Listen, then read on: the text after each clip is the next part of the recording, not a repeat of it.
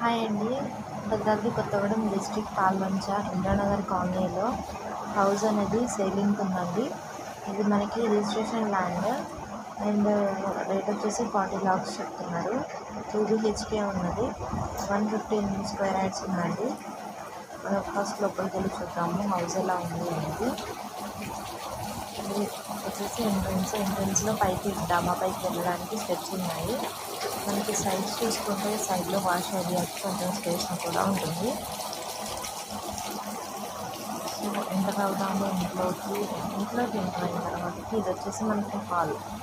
చాలా పెద్దగా ఉంది, చాలా మోడర్న్గా కట్టించాలి హౌస్ కూడా.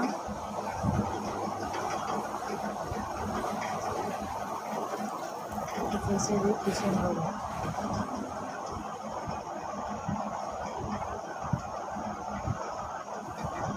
కిచెన్ రూమ్లోనే